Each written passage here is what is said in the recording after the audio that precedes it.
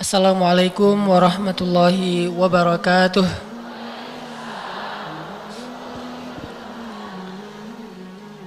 Apa kabar ibu-ibu semuanya? Gak pakai luar biasa?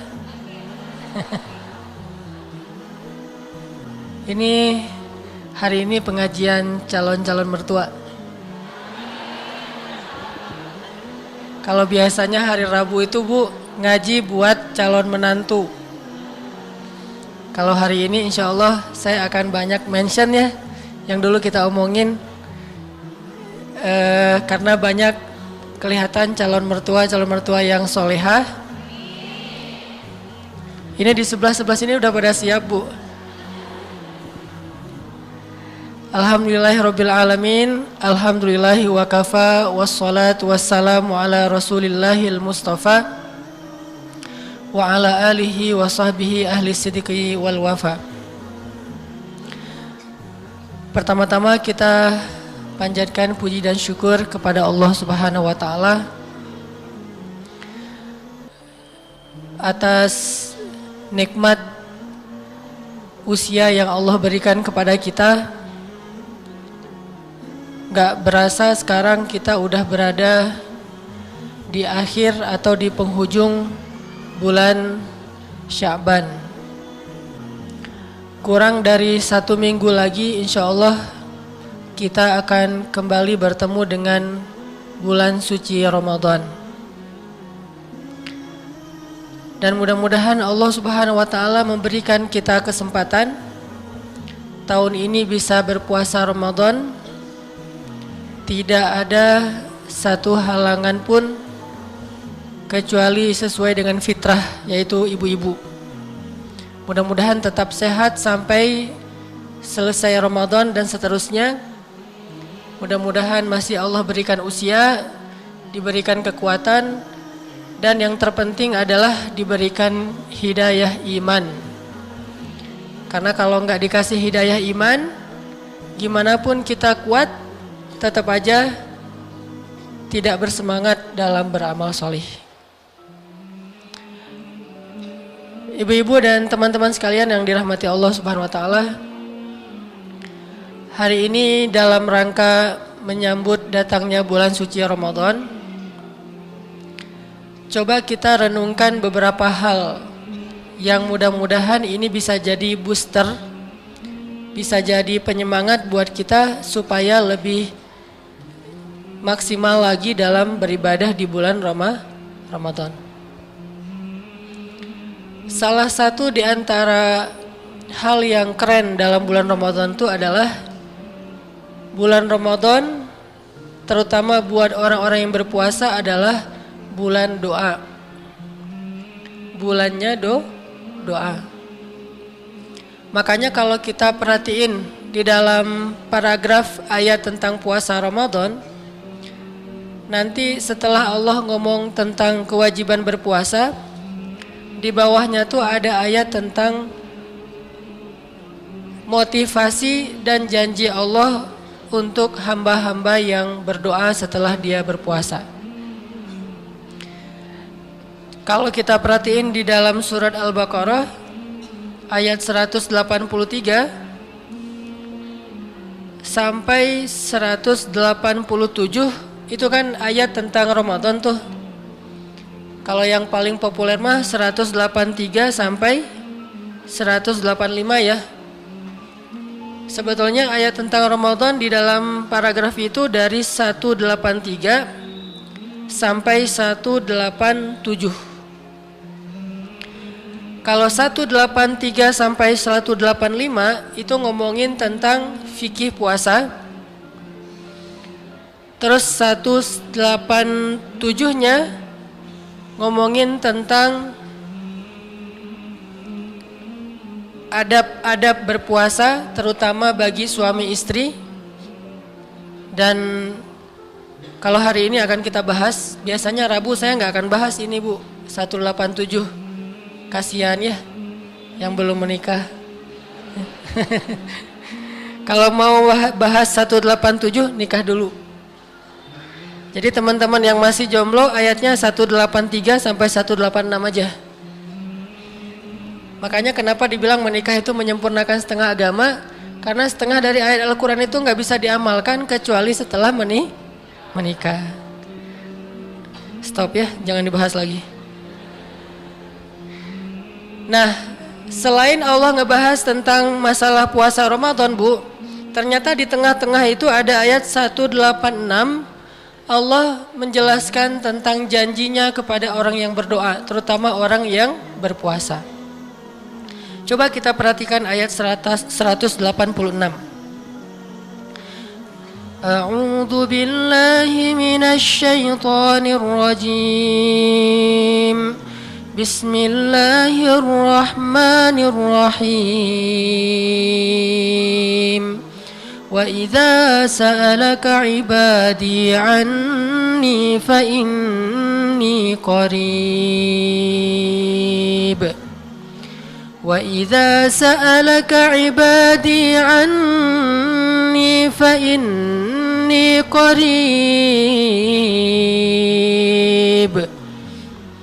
وَإِذَا سَأَلَكَ عِبَادِي عَنِّي فَإِنِّي قَرِيبٌ أُجِيبُ دَعْوَةَ الدَّاعِ إِذَا دَعَانِ أُجِيبُ دَعْوَةَ الدَّاعِ إِذَا دَعَانِ فَلْيَسْتَجِيبُوا لِي وَلْيُؤْمِنُوا بِي لَعَلَّهُمْ يَرْشُدُونَ.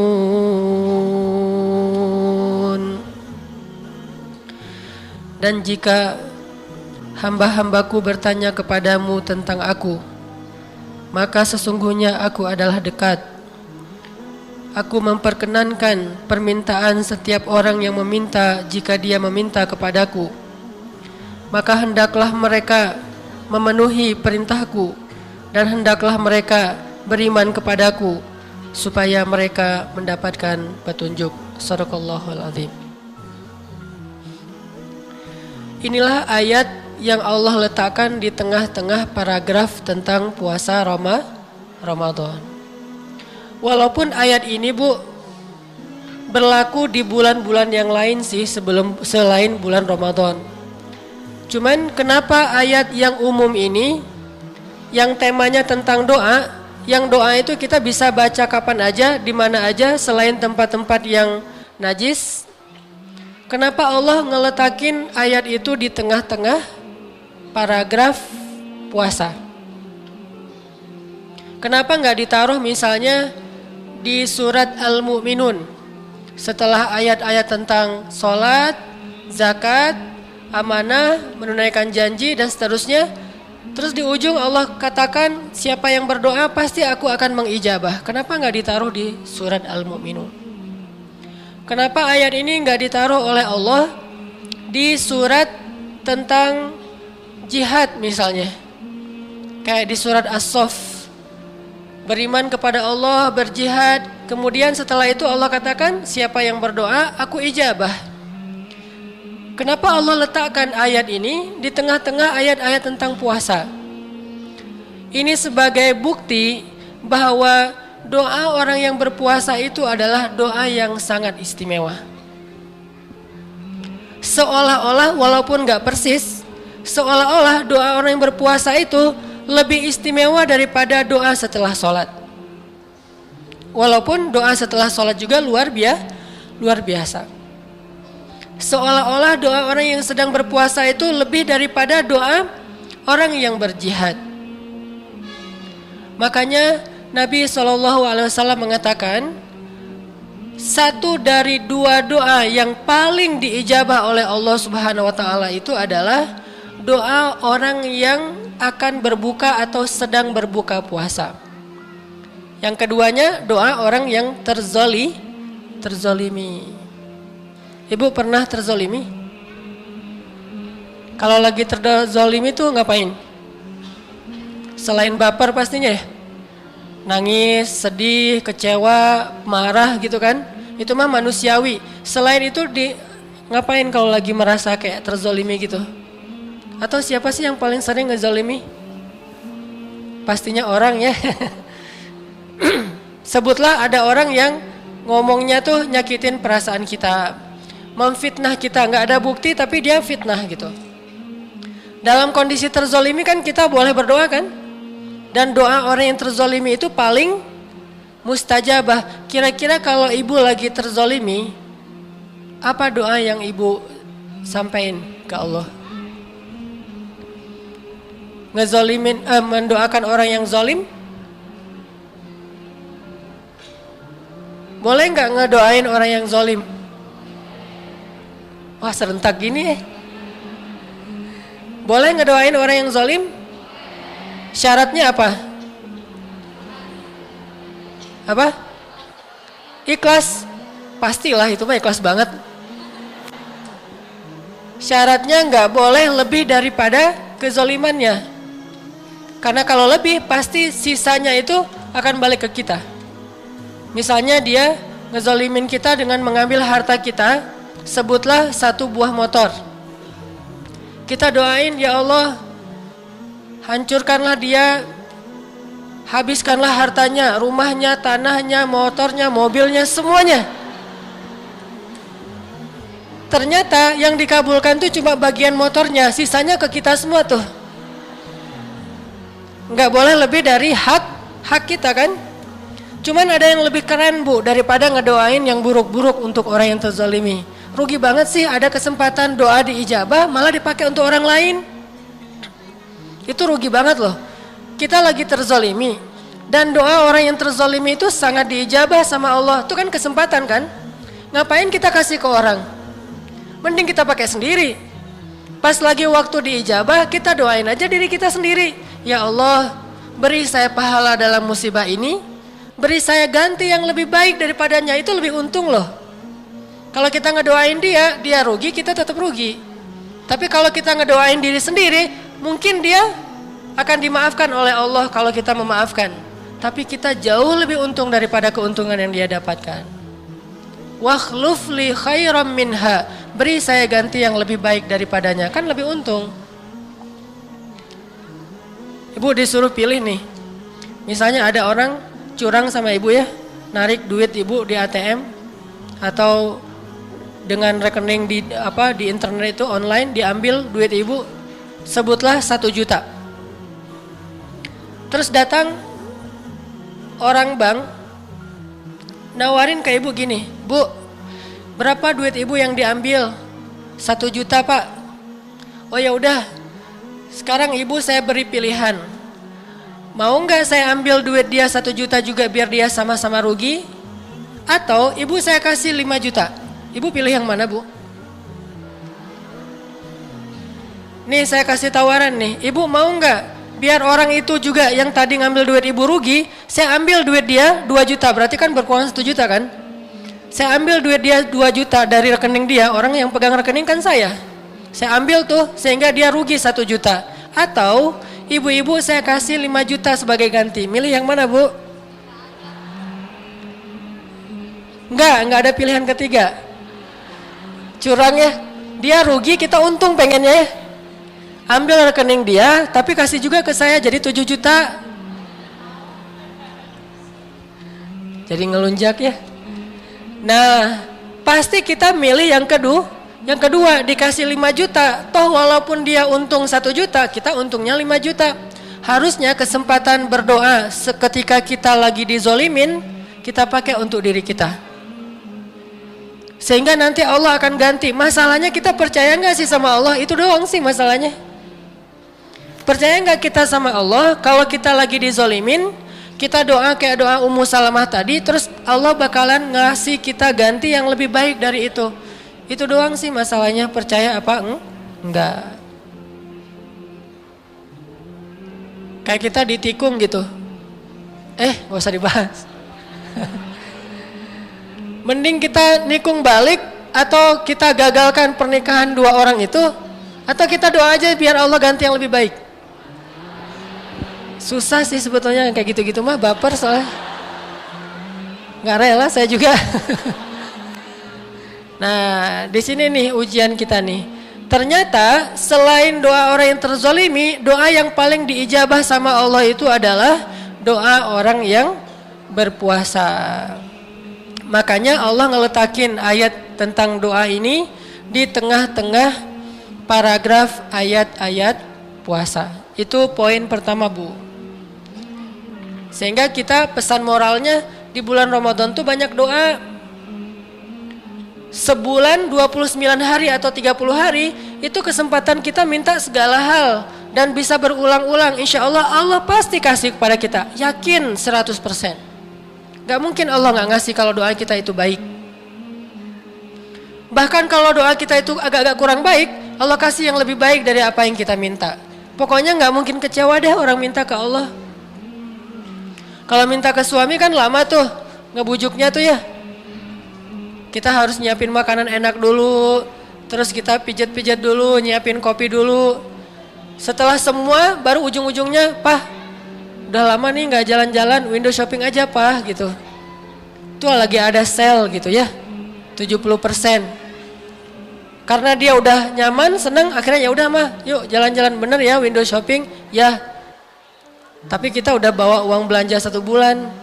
Nanti pas sudah habis baru diganti sama papa, ditodong gitu ya. Ini artinya kalau minta ke manusia itu ribet, susah untuk meyakinkan dia, untuk bisa bikin dia rela ngasih apa yang kita minta itu agak lama. Tapi kalau minta ke Allah, hari itu kita minta, detik itu kita minta, detik itu juga Allah ngasih. Pasti dikasih sama Allah kalau tidak ada penghalang terhadap doa kita. Makanya kayaknya perlu juga nih bulan Ramadan kali ini kita jadikan kayak program bulan doa. Jadi salah satu target kita bulan Ramadan ini, selain setiap tahun kan targetnya khataman tuh. Ada yang khatamannya sebulan sekali, 2 kali sampai 10 kali, ada yang 30 kali. Sehari 30 juz. Atau idealnya mah sebulan 3 kali lah ya. Jadi sehari 3 juz, sehari 3 juz, sebulan 3 kali khatam misalnya. Atau selemah-lemahnya sebulan sekali. Itu kan target khataman. Sekarang bikin lagi nih, target bulan Ramadan adalah bulan doa. Syahrud doa. Sepanjang bulan itu kita habiskan dengan berdoa. Sahur doa, kemudian siang doa, berbuka doa, taraweh doa, malam qiyamul lail doa. Doa terus. Dan salah satu programnya adalah banyak menghafal doa-doa daily selama bulan Ramadan. Jadi kayak program gitu Bu, bulan Ramadan. Kalau selama ini kita kalau misalnya mau jalan cuma baca Bismillahirrahmanirrahim, sekarang tambah Bismillahirrahmanirrahim, Subhanalladzi sakhkhara lana hadza, dan seterusnya dan seterusnya. Kan kalau umroh suka hafal tuh ya. Pasti kan pembimbingnya Subhanalladzi gitu kan. Pas pulang umroh lupa lagi. Nanti ingat tahun depan pas umroh lagi gitu. Kita jadiin bulan Ramadan sebagai syahrud doa, bulannya berdoa. Dan kalau perlu Bu, hafal beberapa doa yang romantis. Kalau nggak sanggup menghafal bahasa Arabnya, hafal aja versi bahasa Indonesianya. Cari itu doa-doanya Ustadz Arifin, doa-doanya Ustadz Yusuf Mansur, doa-doanya para ulama-ulama kita yang kan bagus-bagus tuh doanya tuh. Ada di Google, ada di YouTube, tinggal ibu-ibu catat. Kalau nggak hafal baca aja pas doa. Ya Allah, ntar contekannya di mana ya? Kecuali dalam sholat tuh nggak boleh. Kalau di luar sholat boleh banget doa pakai bahasa Indonesia, bahasa Sunda, bahkan bahasa isyarat juga boleh. Gitu doang, nggak ngomong gitu, wajahnya melas gitu kan ya. Allah tahu loh isi hati kita. Kenapa nggak ngomong? Nggak enak sama Allah. Ada orang yang doanya pakai bahasa isyarat. Nabi itu pernah doa minta pindah kiblat pakai bahasa isyarat. Nggak pernah Nabi ngomong ya Allah pindahin dong kiblat. Malas kalau ke Masjidil Aqsa gitu. Soalnya diledekin mulu sama orang Yahudi. Kan gitu ceritanya. Karena Nabi nggak enak hati, Masjidil Aqsa juga masjid yang suci, tanah yang diberkahi, terus minta dipindah ke Mekah gitu, rasanya nggak enak gitu. Akhirnya Nabi cuma ngelihat ke langit doang. Nyala Masya Allah ya, luar biasa.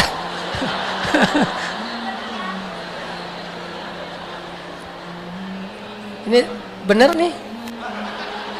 Luar biasa. Saya lihat lagi ntar padam deh kayaknya. Udah gak diijabah, udah riya soalnya. Jadi Nabi itu cuma ngelihat ke atas doang tuh Bu. Ngelihat ke atas, pulang. Besoknya pergi ke atas bukit yang agak tinggi, ngelihat ke atas lagi, pulang. Sampai beberapa hari kayak gitu, terus turun ayat. Qad nara taqalluba wajhika fis samaa falanwalliyannaka qiblatan tardaha. Kami udah lihat gimana kamu setiap hari itu menengadah ke langit, kata Allah. Sekarang kami pindahin deh kiblatnya ke arah yang kamu suka. Allah kok tahu? Alimun bidzatis sudur. Allah kan tahu isi hati hambanya. Isi hati kita dalam ilmu Allah itu sama jelasnya dengan ucapan kita loh Bu, nggak ada bedanya. Kalau kita kan nebak-nebak isi hati orang ya, kayaknya dia sih sayang juga sama saya, cuman emang orangnya agak-agak jaim gitu, nebak-nebak. GR namanya kan. Udahlah kamu mah jujur aja, kamu cintakan sama saya. Siapa yang bilang? Saya tahulah isi hati kamu, emang kita Tuhan. Yang tahu isi hati seseorang itu hanya Allah. Kemudian orang itu, saya nggak bilang dan ya, karena nggak ada dan di sini. Kita tahu pun karena Allah. Hanya Allah yang tahu, kemudian yang orang yang dititipin hati itu doang, sedangkan yang lain nggak ada yang tahu. Makanya jangan pernah menjudge isi hati orang lain. Sombong loh, nggak bisa. Riya loh, nggak bisa. Kita nggak bisa mengatakan orang lain sombong, riya, segala macam bab hati, karena yang tahu hatinya hanya Allah, kemudian orang itu sendiri. Jadi boleh kita baca teks doa. Koleksi tuh Bu. Nanti pas tahajud kita tinggal baca. Siapa tahu kayak pas lagi umroh kan suka ada koleksi doa tawaf ya. Nah sekarang koleksi juga doa Ramadan. Kita mau minta apa? Disusun dari sekarang ini masih ada seminggu nih. Nyusun dulu yang puitis. Allah. Yang gampang-gampang aja lah. Engkau maha baik.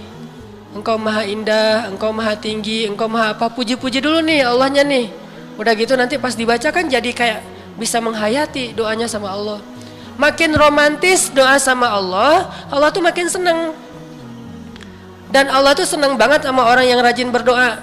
Kalau ada yang bilang jangan banyak-banyak doa, malu sama Allah, nggak enak gitu, itu salah. Berarti dia memanusiakan Allah. Manusia kalau kita banyak minta dia nggak suka, tapi Allah justru dia nggak suka kalau kita nggak minta. Sehingga doa itu dalam Islam dianggap sebagai ibadah. Orang yang paling Allah cinta itu justru yang banyak minta. Dikit-dikit ya Allah, dikit-dikit ya Allah, gitu tuh Allah suka banget. Coba kalau kita ke teman kita kayak gitu kan malas banget kan. Dia kalau udah telepon nih pasti minta utang nih kayaknya nih. Mulai dia telepon gak kita angkat. Dia japri gak dibaca, gak di-read. Dia DM gak dibuka-buka. Kenapa? Takut dimintai hutang. Tapi kalau Allah, kita nggak pernah nelpon Allah. Allah nanya kemana aja sih dia nggak pernah nelpon saya. Kita tuh nggak ngejapri Allah dalam doa. Allah tuh tanya kemana aja. Kalau kita bertahun-tahun nggak minta sama Allah, Allah itu males sama kita. Males di sini artinya agak-agak kecewa gitu sama kita. Kenapa? Karena dianggap sebagai orang yang sombong. Orang yang nggak pernah doa itu adalah orang yang sombong. Ngerasa dia bisa hidup sendiri tanpa Allah. Orang justru makin banyak doa menunjukkan penghambaan dirinya bagus kepada Allah. Dia ngerasa la haula wala quwata. Saya tuh nggak punya daya dan upaya sama sekali illa billah. Makanya minta kepada Allah. Sal tu'tah, minta pasti dikasih sama Allah. Jadi bulan Ramadan tuh kita jadiin sebagai bulan doa. Sepanjang hari kita berdoa, sepanjang malam kita berdoa. Jadiin selesai pulang Ramadan, selesai ngelewatin Ramadan, kita punya banyak janji sama Allah nih. Kita punya banyak akad sama Allah. Tinggal kita tunggu aja. Allah pasti bakalan ngasih kita kejutan-kejutan. Terus gimana caranya? Biar pas kita berdoa di bulan Ramadan itu powerful Bu. Pas kita berdoa di bulan Ramadan itu kayaknya doa kita itu berasa gitu. Dan mudah-mudahan segera Allah ijabah dalam kehidupan kita di dunia. Dan nanti juga di akhirat. Gimana caranya biar doa kita mustajabah? Pertama, doa itu pakai istilahnya kalau dalam hadis itu orang yang doanya itu kalau anak kecil itu kayak apa Bu? Merengek gitu Bu. Kalau anak kecil itu ke orang tua merengek. Nah itu kalau doa kepada Allah itu berusaha untuk merengek kepada Allah seperti anak kecil. Ya Allah, saya mohon banget, kalau bahasa mudahnya mungkin ya Allah please ya Allah gitu. Ngerengek ke Allah, saya butuh ini, saya tuh lagi kayak gini, saya lagi ada masalah ini, saya ditolak terus, saya belum ngungkapin apa niat saya juga udah ditolak, nggak boleh masuk ya Allah, saya gitu amat. Kok saya gini amat ya Allah diperlakukan sama calon-calon mertua. Ya Allah beri hidayah kepada calon mertua saya. Tiba-tiba calon mertua rajin ngaji nih. Dengerin hadis, wahai calon-calon mertua yang solihah, jika ada seorang pemuda yang akhlaknya baik datang melamar putrimu, jangan ditolak kata Nabi. Gitu kan teman-teman? Itu hadis loh Bu ya, bukan kata saya Bu. Saya udah menunaikan janji ya. Jadi bulan Ramadan gak ada janji. Ini barakallah luar biasa nih. Kata Nabi, kalau ada seorang pemuda yang baik akhlaknya datang melamar putri kalian karena Allah, maka janganlah kalian menolaknya. Berarti menolak lamaran seorang pemuda yang baik akhlaknya hukumnya makruh. Allah gak suka.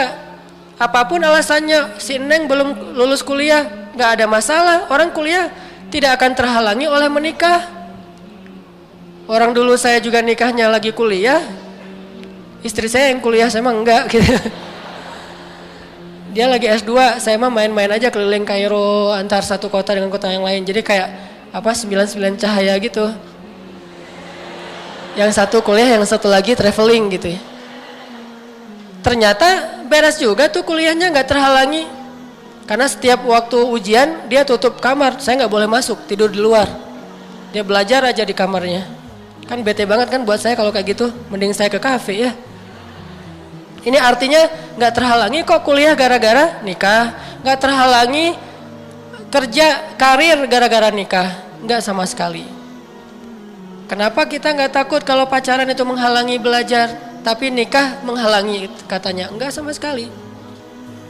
Ini artinya kita butuh apa nih? Kita ada masalah apa? Minta sama Allah mumpung bulan Ramadan. Siapa tahu bulan Syawal ada kejutan dari Allah. Terus gimana cara mintanya? Tadi, mintalah kepada Allah seperti seorang bayi yang merengek kepada Allah. Datang lagi, seolah-olah kalaupun Allah bilang enggak, kita tetap datang. Seolah-olah tuh kayak gitu tuh. Saking agak-agak ngeyel gitu ya. Allah bilang enggak deh. Allah please dong. Enggak, please Allah. Enggak, please. Gitu tuh datang ke Allah. Tapi kan Allah nggak mungkin bilang enggak kan ya. Jadi kalau Allah bilang enggak aja kita datang melulu, gimana kalau Allah nggak pernah bilang enggak? Masa kita males datang? Seolah-olah Allah bilang enggak aja kita datang lagi. Tapi kenyataannya Allah tuh nggak pernah bilang enggak, pasti bilang iya. Iya, ya Allah please, kan iya. Iya ya Allah mohon ya. Iya gitu kalau kita itu mah kita ya Allah senang banget, makin kita datang makin Allah iya, makin kita datang iya hambaku, makin kita datang oh iya wahai kekasihku, terus aja makin kita datang makin Allah sayang sama kita, nggak bete sama sekali. Orang tua aja kalau direngekin anaknya kadang-kadang bete juga ya. Akhirnya misalnya dikasih ke pembantu gitu, Bi, nih anaknya bawa nih, dibawa aja. Kenapa? Orang tuanya bete karena anaknya merengek terus. Tapi kalau Allah nggak kayak gitu, sebaliknya, makin kita merengek kepada Allah, makin Allah tuh sayang sama kita. Makanya doa itu disebut ibadah, sehingga siapa yang banyak berdoa seperti orang yang banyak beribadah. Ibu-ibu tahu nggak Nabi yang paling sering berdoa? Masalah dikit aja berdoa selain Nabi Muhammad siapa? Nabi Abraham, bahasa Ibraninya, bahasa Arabnya Ibrahim. Kata Allah, Inna Ibrahim la'awwahun halim. Nabi yang sangat awwah. Awwah itu agak-agak mirip dengan bahasa kita ya, awwah. Tapi beda artinya awwah sama awwah.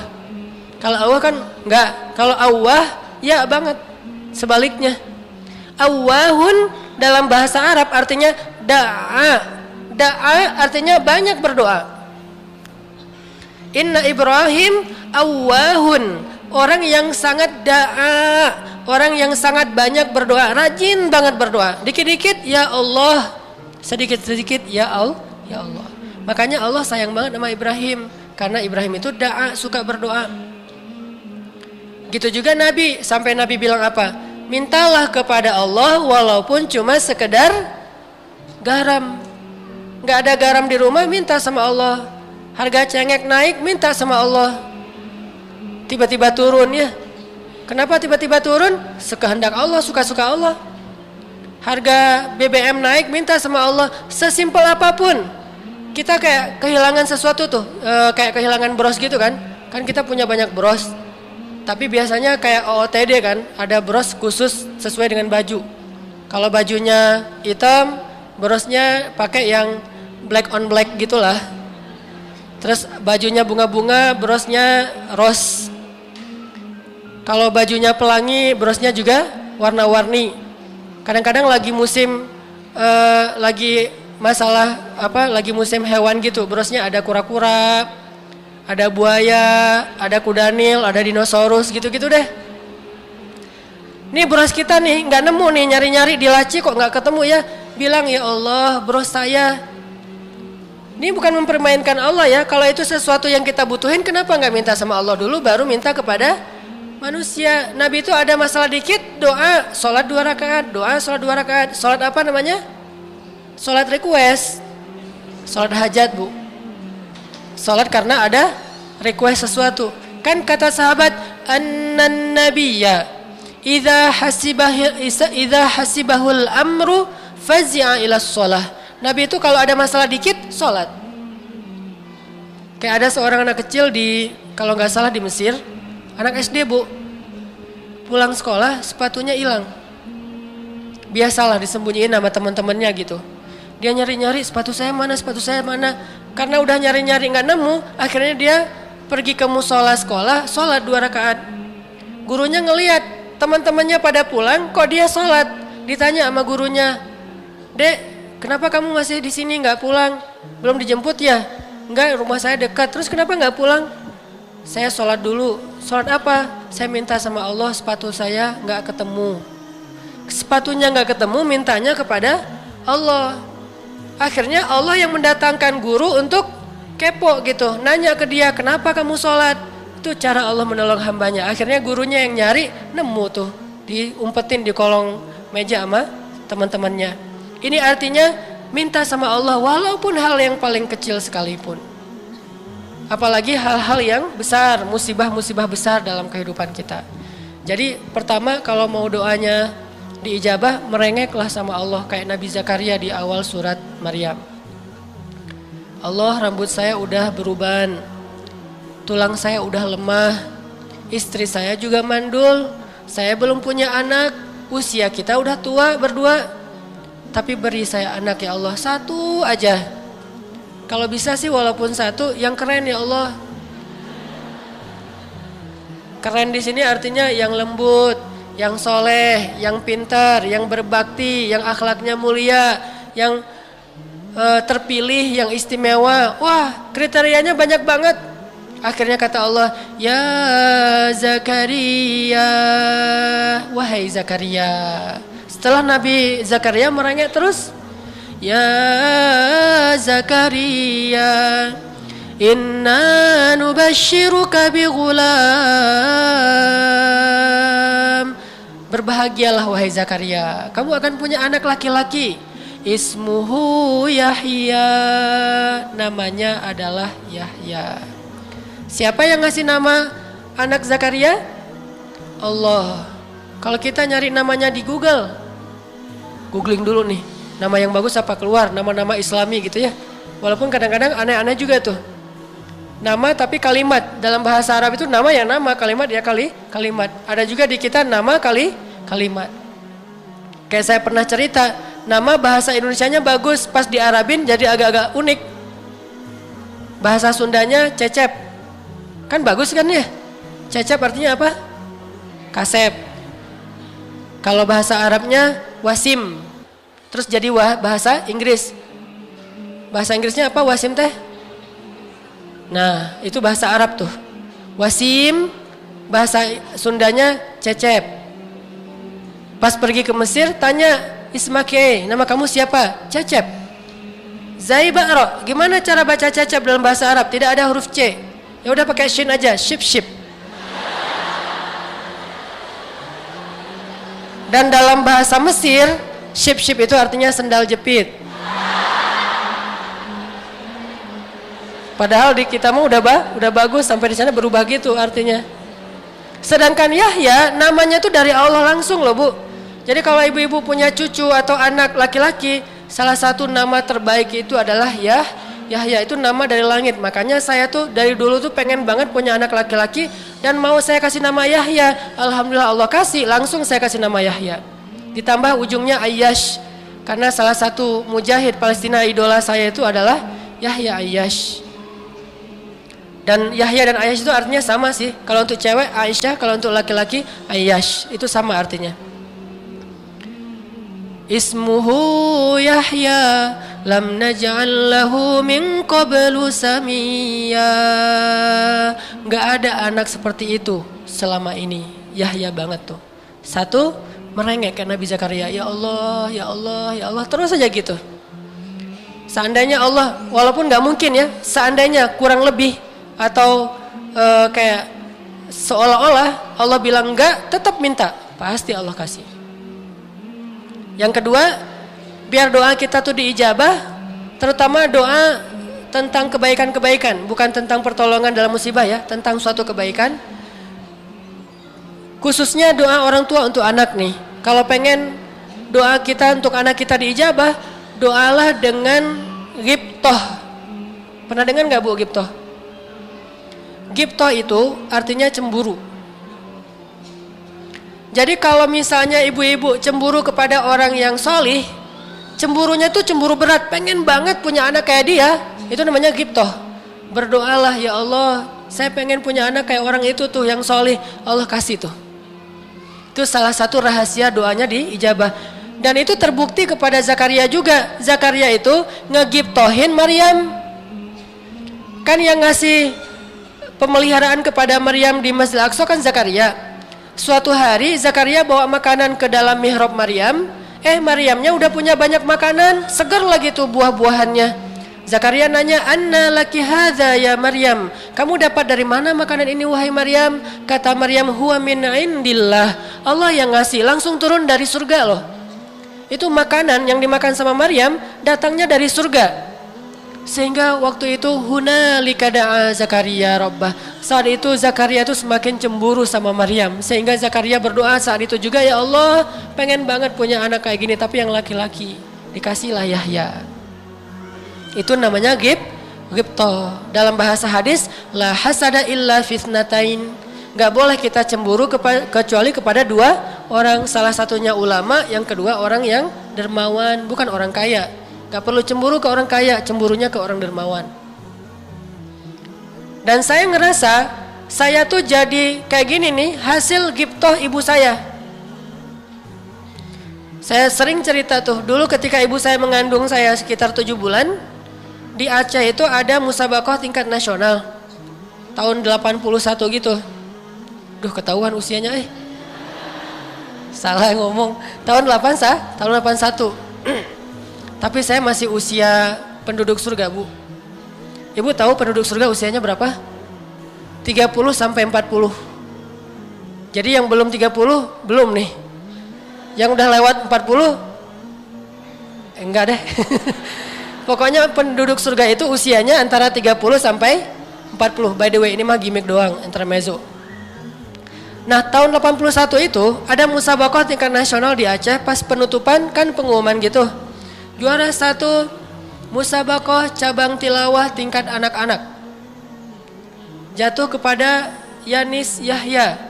Anak Aceh usia 12 tahun, suaranya bagus, ngajinya enak, juara 1. Pas penutupan, closing, dia disuruh tampil lagi sebagai penampilan penutup.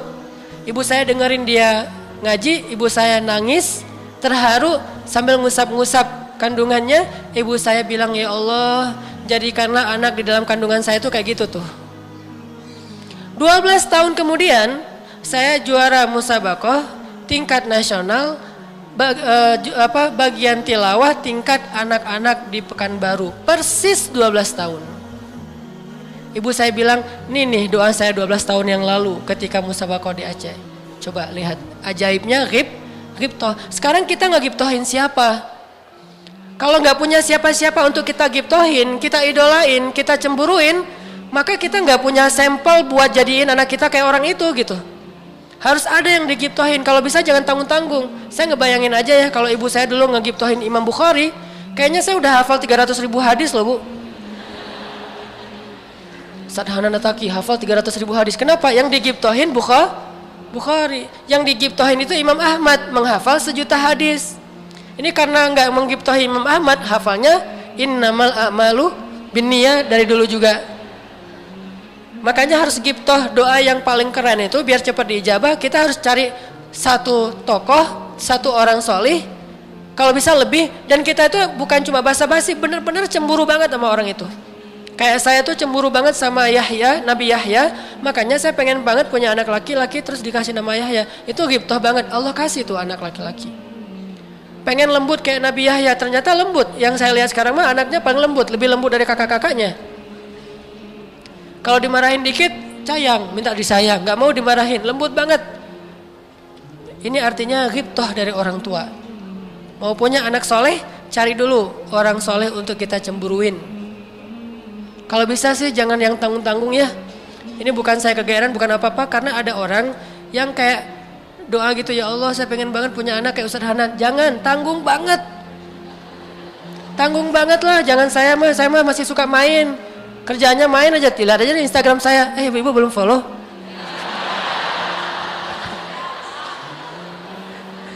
Main aja kan kerjaannya, cari yang ngaji aja, yang tahajud aja ya. Carilah yang lebih soleh lah, kayak ulama-ulama yang terdahulu, Imam Nawawi, Imam Ahmad, Ibnu Taimiyah, Imam siapalah banyak, atau kiai-kiai yang senior yang luar biasa, Hasyim Asy'ari atau Ahmad Dahlan yang jelas-jelas pahlawan-pahlawan kan, ghibtoh sama mereka. Siapa tahu nanti anak kita kalaupun gak persis setidaknya agak-agak mirip gitu. Fa illam takun mithlahum fatashabbahu bihim. Kalau gak persis kayak mereka, minimal mirip sama mereka. 2, ghibtoh. Yang ketiga, nanti sisa-sisanya ibu-ibu bisa lihat di tausiah-tausiah Ustadz yang lain, atau saya juga kayak nulis buku tentang booster Ramadan gitu. Di situ nanti panjang tuh beberapa tips doa. Sekarang 3 aja nih. Yang ketiganya apa? Kalau kita pengen doa kita diijabah, mulai sekarang bersihkan harta kita dari yang syubhat apalagi yang haram. Dari yang syubhat apalagi yang haram. Terutama nanti buat yang cowok-cowok nih yang masih ngerokok, kalau dia mengambil fatwa rokok itu makruh, it's okay. Saya mah gak mau memperdebatkan fikih ulama. Ada yang bilang haram, ada yang dibilang makruh. Mangga aja, ini masing-masing punya pegangan ulama. Cuman kalau yang bilang makruh pun, kan makruh itu artinya gak disukai ya, dibenci. Banyak dari kita tuh yang bilang makruh tapi pada realitanya kayak sunnah gitu. Artinya lebih baik ngerokok bagi dia daripada enggak kan. Ada yang wajib lagi, kalau belum merokok kepalanya tuh pusing. Kan jadi wajib kan. Kalaupun makruh, jangan merokok pas berbuka puasa. Karena berbuka puasa itu doa diijabah. Bagaimana akan diijabah ketika kita berdoa, yang naik kepada Allah itu bukan ucapan kita tapi asapnya. Ya Allah, saya ini lagi ada masalah ya Allah. Kan agak-agak aneh gitu ya. Jadi simpan aja deh, rokoknya nanti habis taraweh deh. Boleh mangga aja kalau yang berfatwa makruh, tapi rokoknya habis taraweh. Jangan pas lagi ijabah doa tuh ngerokok tuh nggak pas banget tuh, nggak kombinasinya tuh nggak masuk gitu. Antara doa yang Allah sukai dengan rokok yang Allah tidak sukai, kan rokok itu makruh berarti. Makruh itu nggak disukai. Lebih baik ngerokoknya nanti aja, pas habis taraweh. Pulang taraweh kan udah ngantuk, tidur nggak jadi ngerokok. Nanti aja pas sahurnya mepet banget dengan azan, udah makan dulu sama minum, udah azan gak jadi ngerokok juga. Akhirnya bulan Ramadan sukses meninggalkan rokok, modusnya mah gitu. Jadi jangan berdoa dengan barang-barang syubhat, apalagi haram. Karena yang menghalangi doa kita adalah Harta, saya nggak katakan yang haram itu rezeki ya, karena rezeki selalu halal. Kalau haram pasti harta bukan rezeki. Harta yang haram, harta yang syubhat, itu kalau jadi darah dan daging kita Bu, gimana pun kita jungkir balik berdoa, nggak sampai kepada Allah Bu. Kayak kita HP-nya bagus, terus kita udah ngirim SMS, ternyata habis kuota. Ternyata nggak ada sinyal. Ternyata kita belum beli pulsa, itu nggak akan sampai juga. Gimana pun handphone kita bagus dan SMS kita tuh panjang, nggak akan sampai. Kenapa? Penghalangnya harta yang syubhat, apalagi harta yang haram. Ngebersihinnya gimana? Coba bersih-bersih deh. Jadi menjelang Ramadan itu kita munggahannya itu bersih-bersih. Salah satu yang dibersihin, kalau ada sumber rezeki kita yang belum jelas, mending kita sedekahin aja kepada fakir miskin. Memangnya kepada fakir miskin halal kalau fatwa ulama. Yang haram itu buat kita. Kayak maaf, kalau ada yang masih nyimpen uang dan ada bunganya itu jangan dibiarin di rekening, ambil dan kasih kepada fakir miskin. Itu fatwa kontemporer dari ulama internasional. Karena kalau bunganya disimpan doang di rekening, itu nggak bermanfaat buat kita, nggak bermanfaat buat fakir miskin. Yang untung adalah pihak lain. Kalau kita tabungannya 100.000, 200.000 mungkin nggak berasa ya bunganya. Coba yang orang-orang Timur Tengah, yang saudagar minyak itu, tabungannya itu udah miliaran. Depositonya itu udah puluhan miliar, yang bunganya sebulan itu bisa puluhan juta. Kalau dikasih ke Somalia kan lumayan. Dikasih ke Suriah lumayan. Jadi fatwa internasional dari ulama-ulama di Qatar, di Kuwait, bahwa bunga bank yang udah terlanjur boleh diambil dan diberikan kepada orang-orang yang membutuhkan seperti korban perang atau korban dari satu musibah kayak kelaparan. Tapi untuk kita nggak boleh. Bersih-bersih sebelum Ramadan. Mudah-mudahan nanti pas masuk bulan Ramadan kita angkat tangan, kita belum mengusap ke wajah kita udah dikabulin. Baru ya Allah, tring telepon. Dek ke rumah ya, langsung dipanggil ke rumah sama calon tadi. Tiba-tiba dia sampai rumah, Assalamualaikum, Waalaikumsalam. Dek, jadi kapan nih kita akadnya? Pak, apa ini maksudnya akad apa? Saya tiba-tiba jadi serak aja sama adik, Masya Allah ya. Tiba-tiba Allah kayak ngasih sesuatu dalam hati saya jadi mantep. Atau mungkin karena semalam saya mimpi, dalam mimpi itu saya ngelihat adik tuh nolongin saya dari api neraka, nyelamatin dari sebuah jurang. Bisa aja dengan banyak cara. Belum juga kita ngaminin, belum diusap di wajah kita udah dikabulin sama Allah. Kenapa? Tidak ada penghalang. 3 itu ya Bu poinnya. 1, doa itu adalah ibadah dan Allah suka banget sama orang yang rajin berdoa. Bulan Ramadan bulan doa. 2, kalau pengen berdoa merengek sama Allah. Bukan 3 ding. 3, apa tadi teh? Cemburu sama orang solih. Kalau kita pengen doa kita jadi seperti orang solih. 4, doanya dengan menghilangkan dan membersihkan harta-harta yang haram. Mudah-mudahan ini bisa jadi booster buat kita di bulan Ramadan. Saya cuma pengen nitip satu program aja, yaitu program doa. Yuk kita hafal lebih banyak doa-doa yang bagus. Kalau bisa bahasa Arab lebih bagus supaya bisa dibaca pas sujud. Karena kalau sujud itu kan harus bahasa Arab. Kalau nggak bisa ya udah kita nyontek aja bacanya tapi di luar sholat. Sehingga Ramadan kita menjadi banyak kebaikan. Itu aja. Barakallahu li wa lakum. Wassalamualaikum warahmatullahi wabarakatuh.